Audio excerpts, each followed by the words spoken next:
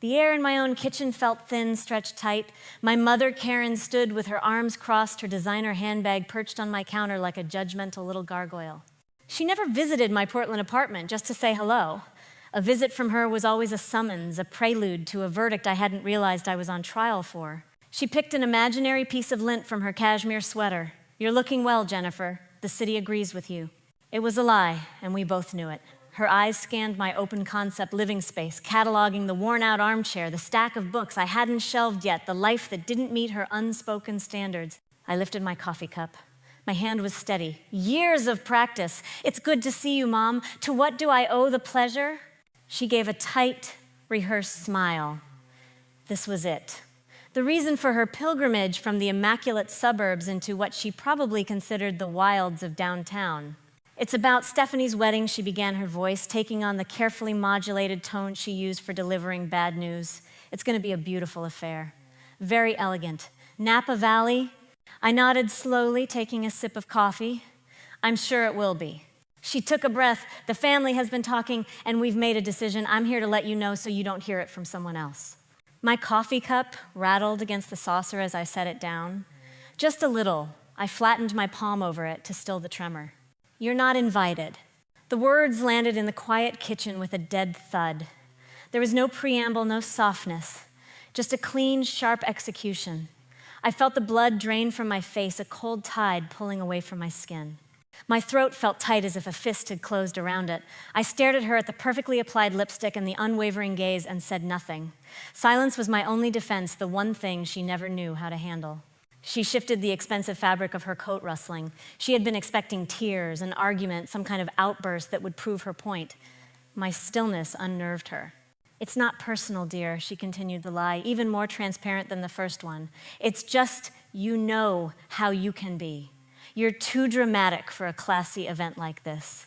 Stephanie just wants everything to be perfect. No scenes, dramatic. The word she had used my entire life to describe any emotion that wasn't quiet compliance. It meant I had opinions. It meant I called out my uncle's casual racism at Christmas. It meant I defended my cousins when the family gossip machine turned on them. In our family, having a backbone was considered a character flaw. A scene. I focused on a small crack in my ceramic coffee cup, tracing its path with my eyes, the silence stretch growing heavier with everything I refused to say. I could feel my heart pounding against my ribs, a frantic bird trapped in a cage. "We all just think it would be easier for everyone," she said, her voice starting to show a flicker of irritation. "We can't have you getting worked up and making the other guests uncomfortable." She was talking about her guests, her friends, the wealthy, well-connected people whose opinions were the currency of her world. I wasn't family in that moment. I was a liability, a brand risk, the black sheep who might stain the perfect, pristine image of the golden child's wedding. I finally looked up from the cup and met her eyes. I let my own expression remain a perfect, placid blank. "I understand," I said. My voice was surprisingly even.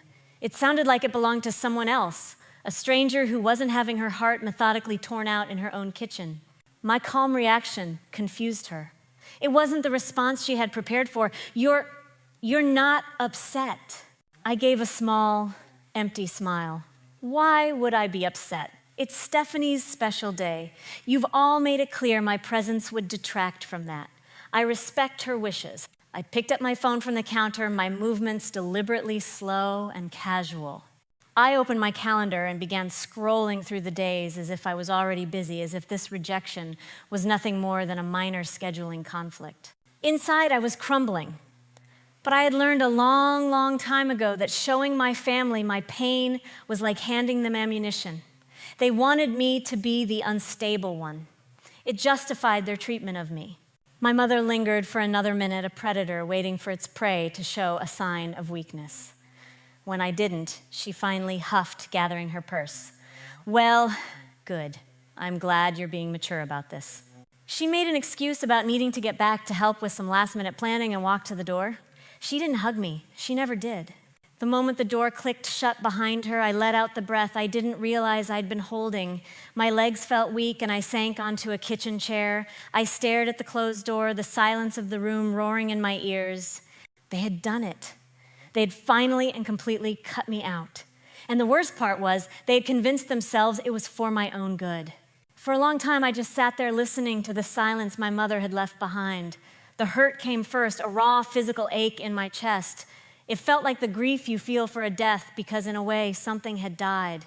The tiny, stubborn flicker of hope I'd always held on to, the hope that one day they would finally see me, had been extinguished. Then the anger started to bubble up. It was hot and sharp, a familiar fury I had spent years learning to swallow. They had discussed me. They had held meetings, made calls, and passed judgment all without me in the room. They had weighed my worth and found it wanting. My phone buzzed on the counter, and I flinched. The screen lit up with a name that made my stomach clench, Aunt Helen, Stephanie's mother. Of course, the cleanup crew had been dispatched. I let it ring 4 times before answering, schooling my voice into a neutral calm. Hi, Aunt Helen. Jennifer, honey, your mother told me she spoke with you. She cooed, her voice dripping with the fake cloying sympathy she was famous for. I just wanted to call and say, please don't take it the wrong way. We all love you so much. We all love you. The family motto usually deployed right after they'd done something particularly cruel. It's just that Stephanie is under so much pressure, she continued, not waiting for me to respond. She wants every detail to be perfect, and you know how passionate you can get. We just want a peaceful, drama-free day for her. There it was again, the conspiracy. This wasn't just my mother's decision, it was a consensus. They had all agreed I was the problem, the variable that needed to be eliminated for their equation of perfection to work. I understand completely. I said the words tasting like ash. I hope she has a beautiful day. Oh, good. You're being so mature about this, she chirped, genuinely relieved that she wouldn't have to deal with any messy, inconvenient feelings. This will be a good learning experience for you, honey. About being a team player. I ended the call before she could offer any more condescending life lessons. I dropped the phone onto the couch and buried my face in my hands. The anger was gone, replaced by a hollow, crushing loneliness. I was an island, and the rest of my family was a continent I could see but never reach. I couldn't stay in the apartment. The silence was too loud. I grabbed my phone and sent a text to my best friend. SOS. Wine needed. Her reply was instantaneous. Our place, 20 minutes. Chloe was already there when I arrived at the cozy wine bar we'd claimed as our own years ago. She was practically vibrating with an energy that was the complete opposite of my own leaden despair. You are not going to believe the day I've had, she said, her eyes sparkling as she slid a glass of Pinot Noir across the table to me. I just booked the most incredible last-minute wedding, a dream client. The venue is insane, the budget is unlimited, and they specifically want my most creative artistic work. That's amazing, Chloe, I said, trying to inject some genuine happiness into my voice. I was happy for her. But her good news just made my own situation feel that much darker. She paused, her smile faltering as she finally took a good look at my face.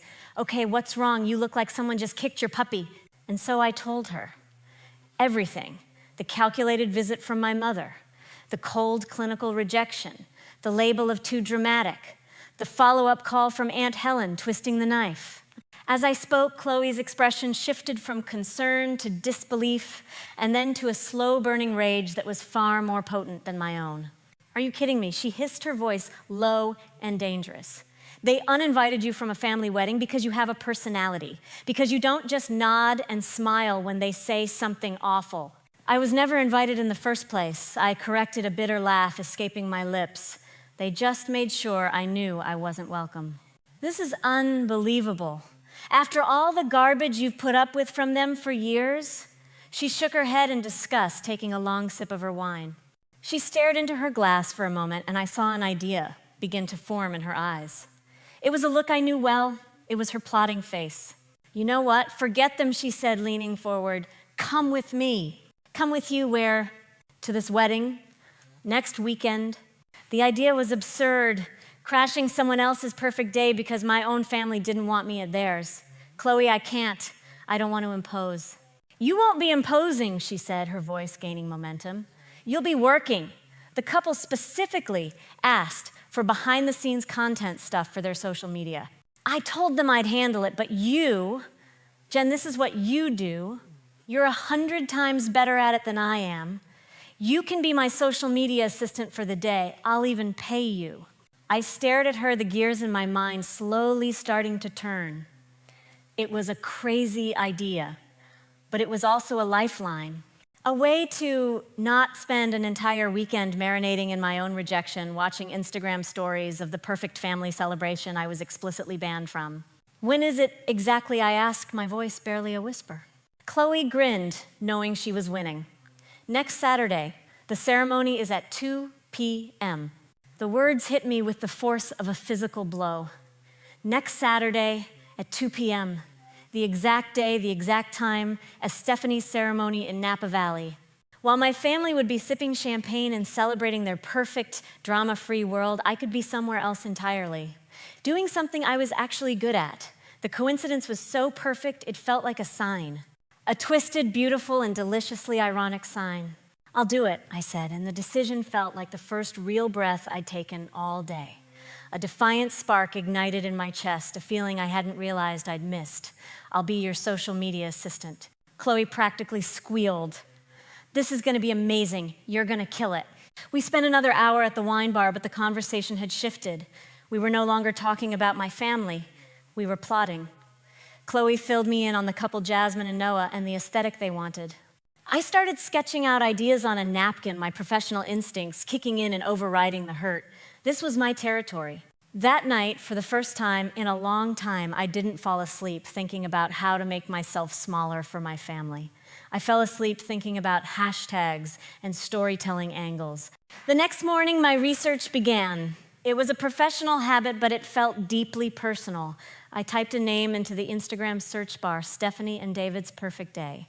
It was exactly what I expected. A flood of perfectly filtered, professionally staged photos had already begun. My cousins smiling brightly at the airport lounge, champagne flutes in hand. My aunt posing with a mountain of designer shopping bags for pre-wedding festivities. A glossy shot of the invitation suite, all elegant calligraphy and gold foil resting on a bed of white roses.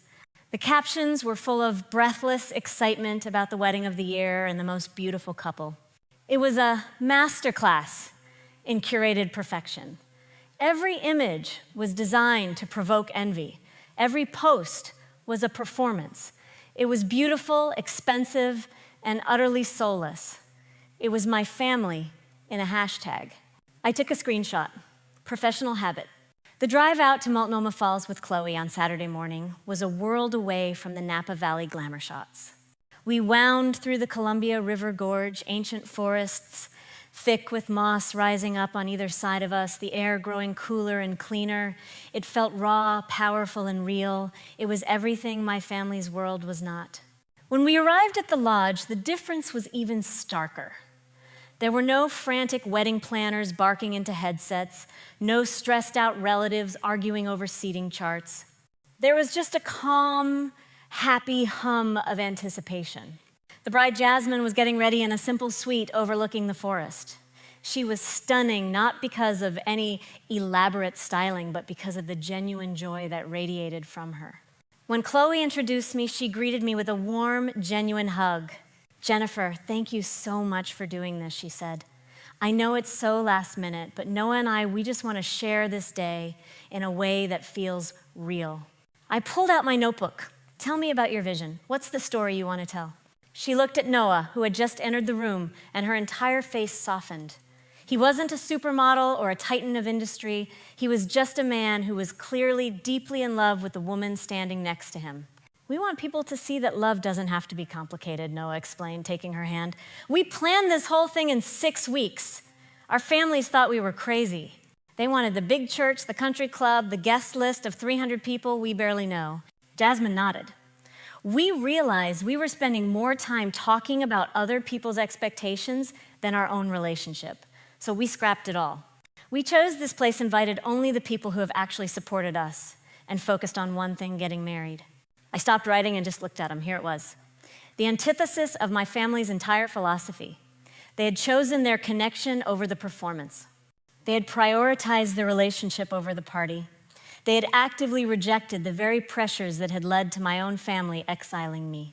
We want to show other couples that it's okay to do it your way, Jasmine finished, her eyes shining. That the most important part of a wedding isn't the flowers or the venue, it's the two people standing there. In that moment, everything shifted. This was no longer just a job to distract me from my own pain. It wasn't a petty act of defiance, it was a mission. I had been handed the perfect counter-narrative, a story so powerful and authentic that it could cut through all the noise and artifice my family held so dear.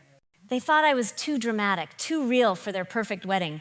Well, now I had a story that was all about being real, and I was going to tell it better than anyone had ever told a story before. I spent the next hour not as a wounded daughter or a jilted family member, but as a strategist. I moved through the lodge and the surrounding grounds, my phone in hand, my eyes seeing everything in terms of content, composition, light, emotion. The story was everywhere. It was in the way Jasmine's sister carefully pinned a wildflower into her hair. It was in the old faded photograph of his grandparents that Noah kept in his jacket pocket. These were the details that mattered. These were the details that my family, with all their event planners and floral designers, would never even think to capture. Then I saw it. The moment that would become the cornerstone of my entire campaign. Noah was standing near the ceremony site, looking out at the waterfall, his back to the arriving guests. He was trying to hold it together, squaring his shoulders and taking deep breaths. Chloe was with him, getting some final shots. Then Jasmine appeared at the far end of the path. She was alone, having decided to walk herself down the aisle. Noah turned. He saw her, and his carefully constructed composure shattered. It wasn't a single elegant tear. It was a raw, beautiful, full-body sob of pure joy. He covered his mouth with his hand, his shoulders shaking, completely overwhelmed by the sight of the woman he was about to marry. It wasn't for a camera. It wasn't a performance. It was real. I raised my phone, my hands steady. I didn't just take a picture. I took a short video capturing the sound of the waterfall, the gasp from the guests who saw it happen, and the raw, unfiltered emotion on Noah's face. I had my weapon. I found Chloe a few minutes later as she was swapping out a lens. My heart was hammering with a cold, clear sense of purpose. The hurt from the day before had been transmuted into something else entirely. It was fuel. Chloe, I said, my voice low and intense. She looked up surprised by my tone. What's up? You get some good shots. I got the shot, I said. And I have a plan, but I need you to trust me. She raised an eyebrow. Okay, I'm listening. We're not just documenting a wedding anymore, I said, the words feeling powerful on my tongue. We are launching a media campaign, starting right now. She stared at me for a second, then a slow, dangerous grin spread across her face. Tell me everything. I didn't need to be asked twice. We found a quiet corner in the lodge, and I pulled out my laptop. The victim who had sat numbly in her kitchen was gone. In her place was an architect. I opened a new document. I drafted the strategy. First, the hashtag, Stephanie and David's perfect day, was designed to inspire envy. Ours would be designed to inspire connection. I typed it out, real love over riches. It was direct, it was memorable, it was a story in 4 words. Next, the content schedule. A pre-ceremony post focused on the emotional details, a live tweet of the vows. The video of Noah would be the centerpiece posted during the cocktail hour when social media engagement was highest. I mapped out the entire day, every post timed for maximum impact. Then the narrative. Every caption would reinforce the core message: authenticity over artifice, connection over consumption, love over luxury. I created a target list of influential wedding blogs and content curators who specialized in authentic, non-traditional celebrations. I would tag them in every post. We weren't just throwing content into the void, we were delivering it directly to the people who would amplify it the loudest. As I worked, a notification popped up on my phone. My cousin Maya had posted a new photo to Stephanie's hashtag. It was a perfectly lit shot of the 7-tier wedding cake. The caption read, "Perfection is an understatement, Stephanie and David's perfect day." I looked at the photo of the sterile perfect cake. Then I looked at the raw, tear-streaked video of Noah on my screen. The game was on. And I knew with a certainty that settled deep in my bones that they had already lost. They just didn't know it yet. During the reception, I worked with a quiet, focused intensity.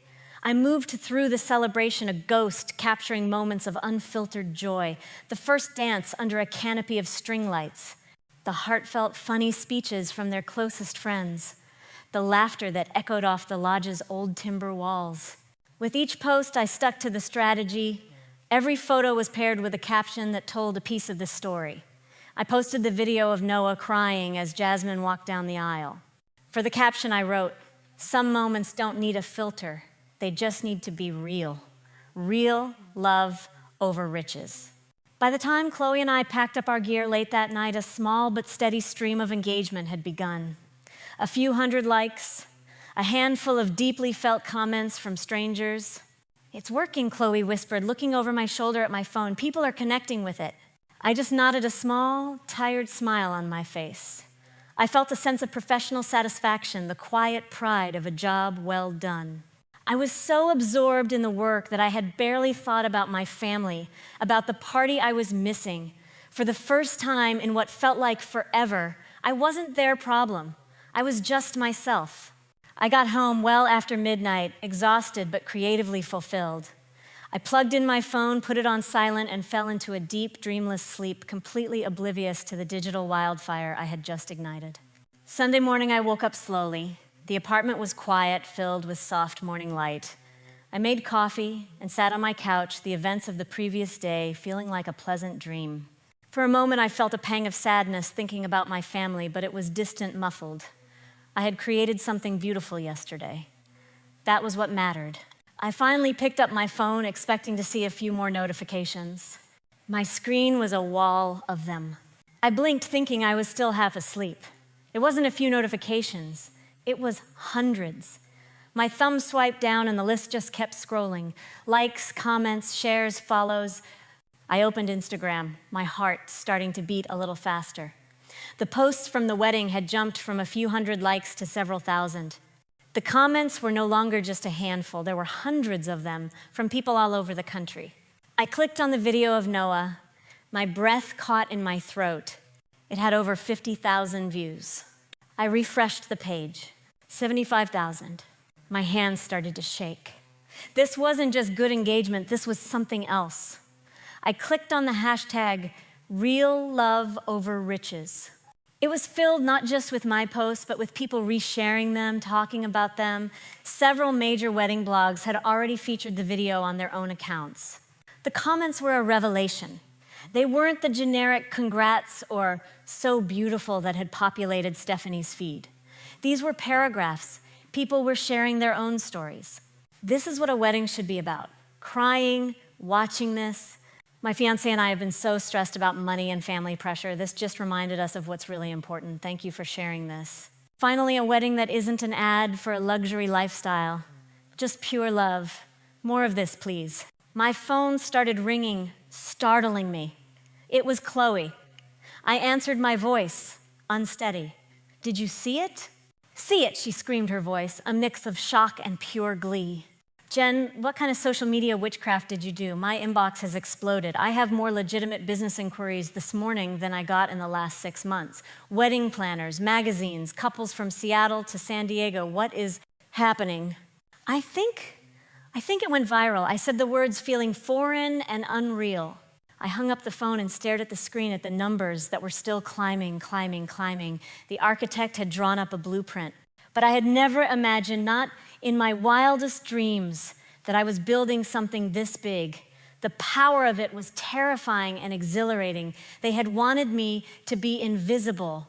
Instead, I had just become the author of a story the whole world wanted to hear. The rest of Sunday was a surreal blur. My phone became a superheated engine of notifications. Jasmine and Noah called their voices a symphony of joyful disbelief. They had woken up to messages from friends and family all over the world. Their wedding was everywhere. They thanked me profusely, telling me I had captured the heart of their day in a way they never thought possible. I spent most of the day just trying to keep up responding to comments and messages, watching the numbers climb into territory that felt like a fantasy. 100,000 views, then 200,000. The hashtag was no longer just trending in Portland. It was beginning to appear on national lists. I was so absorbed in managing the beautiful, positive explosion I had created that I barely had time to think about the other wedding. The perfect one, the one I wasn't good enough for, but they were thinking of me. Around 4 p.m., a call came in from a number I didn't recognize. I hesitated, then answered. "Jen, it's Maya, my cousin, the family's designated information broker." Her voice was tight, strained with a curiosity that bordered on accusation. "What is this wedding you're posting about? It's all over my feed. Everyone here is seeing it." I kept my tone light and breezy. "Hey, Maya. Yeah, I helped a friend with a wedding yesterday. It was beautiful, wasn't it?" Yesterday, she repeated the single word, heavy with implication. But that was when Stephanie's wedding was happening. Where did you even find another wedding to go to on such short notice? The unspoken question hung in the air. Did you do this on purpose? My friend's a photographer, and she needed an assistant for social media. It was a lucky break, especially since I had my weekend free. I let that last part land a small pointed dart. There was a tense silence on the other end. Then Maya's voice dropped to a conspiratorial whisper. "The posts, they're getting more engagement than Stephanie's. A lot more. People are talking." That was all she needed to say. It was the confirmation I had been waiting for, the first real evidence that the shockwaves from my little project had reached the shores of Napa Valley. "That's not really my concern," I said, though a spark of cold, hard satisfaction was beginning to glow in my stomach. I was just doing my job. After we hung up, I did something I had been avoiding. I went back to Stephanie's hashtag. The contrast was even more stark now. Her feed was full of stunning professional photos from the ceremony. Stephanie looked like a princess. The venue was breathtaking, but the engagement was pathetic. The comments were sparse and polite. "Beautiful, congrats, wishing you a lifetime of happiness." They were the kind of comments people leave out of obligation, not genuine emotion. Then my phone rang again. This time the screen displayed a single dreaded word, "Mom." I took a deep breath, straightened my back, and answered. "Hello? Jennifer, I need you to tell me what is going on," she said, her voice stripped of all pleasantries. It was the tone she used when one of us had broken something expensive. "I'm not sure what you mean," I replied, my voice a placid lake of calm. "Don't play dumb with me," she snapped. "Your aunt's phone has been buzzing all day. People are sending her links to some other wedding, a wedding that you were at on the same day as your cousin's." "I was working, Mom. I told you I was." "But people are making comparisons, Jennifer. They are leaving comments on Stephanie's photos asking why her wedding wasn't as authentic as this other one they keep seeing. Someone said Stephanie's flowers probably cost more than that entire wedding, but that this other one looked like it had more love." I could hear the barely controlled hysteria in her voice. And in that moment, I understood. She wasn't upset for Stephanie. She wasn't hurt for the family. She was utterly, profoundly embarrassed. Her perfect, expensive, curated event was being publicly judged, and it was losing to a story about a couple she had never even met. The mask of the concerned mother had slipped, revealing the terrified socialite underneath. "I'm sorry people are making comparisons," I said, my voice still even. "That certainly wasn't my intention." "Well, what was your intention?" she demanded, her voice rising. "Because from where I'm sitting, it looks like you deliberately tried to upstage your own cousin's wedding." There it was, the accusation. Even when I wasn't there, even when I was 1,000 miles away, I was still the one causing a scene. A strange calm settled over me. The fear I always felt when she used that tone was gone. "My intention was to do my job well," I said, and for the first time, I let a sliver of steel enter my voice. I documented a couple's special day, and I shared their story in a way that resonated with people. The fact that it happened to coincide with Stephanie's wedding is just timing. "It's embarrassing for Stephanie," she cried. "Maybe the problem isn't that I shared something beautiful," I said, my patience finally wearing thin. "Maybe the problem is that all of you are so obsessed with appearances that you've forgotten what actually matters." She gasped, scandalized. "I can't believe you're being so callous." "Callous," I repeated the word, unlocking something deep inside me. "You want to talk about callous. You excluded me from a family wedding and told me I was too dramatic to be there, so I found somewhere else to be. I did something meaningful with my time. And now you're angry because my meaningful work is making your expensive party look shallow. That's not my problem, that's yours. There was dead silence on the line. I'd never spoken to her that way before. I'd never stood up to her. Finally, she just whispered, "I don't know who you think you are." "I know exactly who I am," I said, and I hung up the phone. After I hung up on my mother, something inside me settled. The anger, the hurt, the years of feeling like I was too much, it all clicked into place, not as a source of shame, but as a source of power. I had spent my entire life trying to win a game that was rigged against me. So I had walked off their field, found a new one, and created a game of my own, and I was winning. The next morning, the viral momentum showed no signs of slowing down. The story had been picked up by several major online publications. The headline on one of them read, "How One Couple's Real Wedding Won the Internet and Why Authenticity is the New Luxury." I walked into my office at the marketing firm feeling like a different person. I wasn't the quiet social media manager who tried to fly under the radar anymore. I carried the weight of the weekend's success, and it felt less like a weight and more like armor. I was at my desk for less than 10 minutes before my boss, Patricia, appeared in my doorway. "Jennifer, my office, now." Her tone was unreadable, and for a fleeting second, the old fear flickered. Had I done something wrong, broken some unspoken rule? I walked into her office, and she gestured for me to close the door. On her large monitor was the analytics page from Jasmine and Noah's wedding. The graphs all showed a nearly vertical climb. "Explain this to me," she said, her voice a low, serious hum. "Explain how our firm's mid-level social media manager, on her day off, single-handedly created a campaign with more organic reach than the multi-million-dollar campaign we just launched for our biggest client." I took a breath and walked her through it.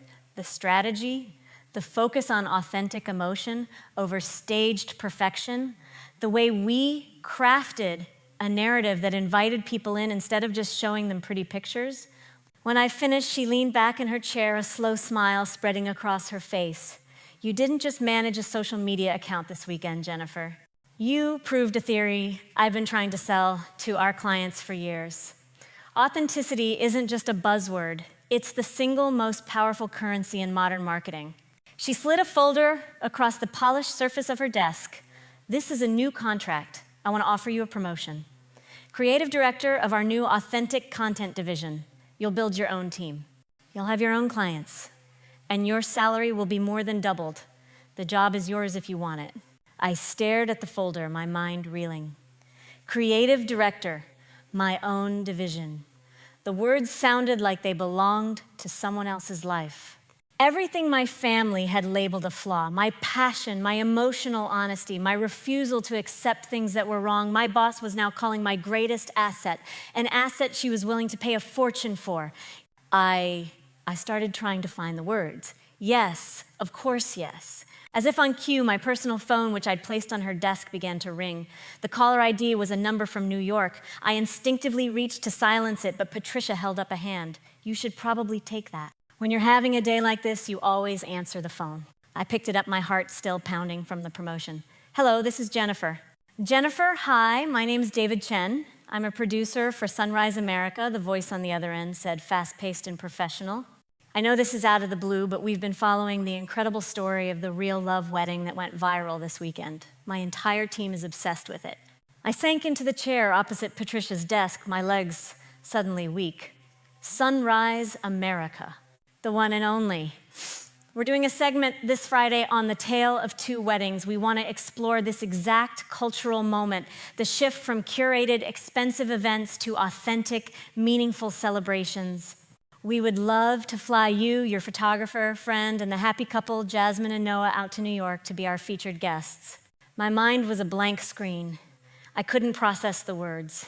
"We did reach out to your cousin Stephanie," he continued, "but she declined to participate, which frankly only makes the narrative more compelling. The story of the authentic wedding that outshone the luxury one, it's a story our viewers need to hear." He was offering me a national stage, a platform to tell my story not as a victim, but as a professional, a strategist who had understood something fundamental about the world that my family, with all their money and connections, never could. Patricia was watching me, a wide, knowing grin on her face. She gave me a sharp nod. I took a breath, the last remnants of the quiet, apologetic girl I used to be dissolving into nothing. David, I said, my voice clear and strong, we would be delighted to come. They had kicked me out of their private perfect party, so I had created a better one, and now the entire country was invited. The week that followed was a whirlwind. We were flown to New York, put up in a fancy hotel, and treated like celebrities. Sitting on the set of Sunrise America under the bright studio lights, I felt a strange sense of calm. The host asked me about being excluded, about being called dramatic. I didn't answer with anger. I answered with the truth.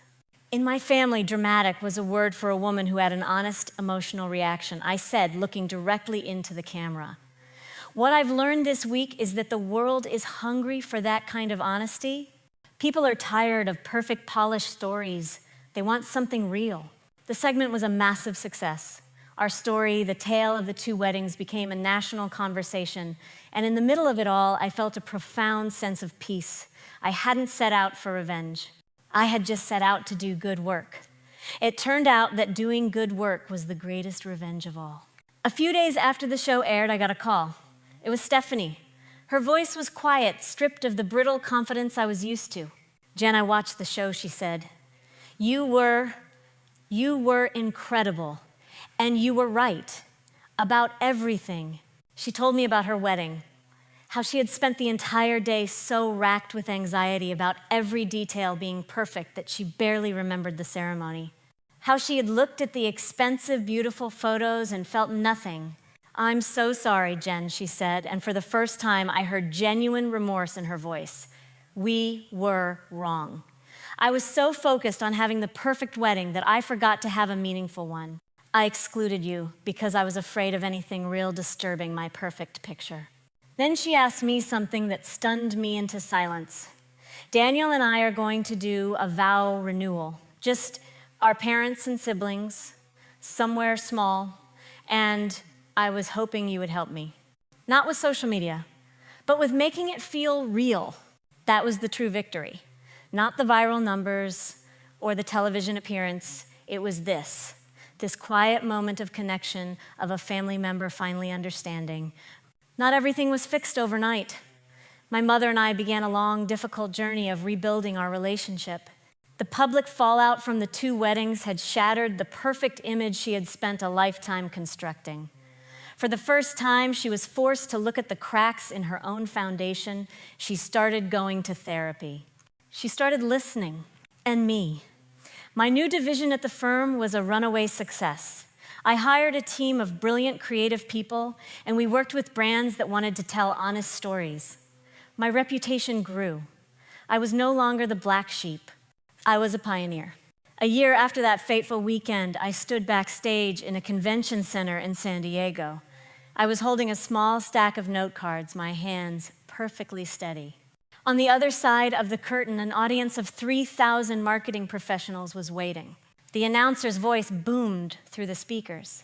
And now, please welcome our keynote speaker, a woman who turned a family rejection into a national conversation about the power of authenticity, the creative director of the Authentic Content Division, Jennifer Anderson. I walked out onto the stage into a pool of warm, bright light. I looked out at the thousands of faces looking back at me, and I smiled. 18 months ago, I began my voice clear and confident. Carrying to the back of the massive hall, I was excluded from a family wedding because I was told I was too dramatic. They said they wanted a perfect, elegant, drama-free day. A picture of Jasmine and Noah's wedding, the photo of Noah's tear-streaked face, appeared on the giant screen behind me. What my family failed to understand is that drama isn't the enemy of perfection. Artifice is. Audiences, customers, human beings, we are not craving perfection. We are starving for authenticity. I paused, letting the words sink in.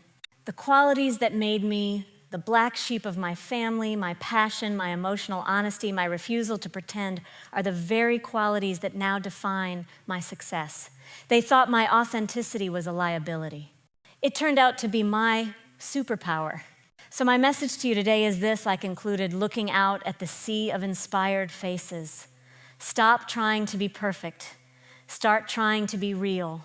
Because the greatest gift you can ever receive is to be rejected for who you are, because it frees you to finally discover what you are truly capable of.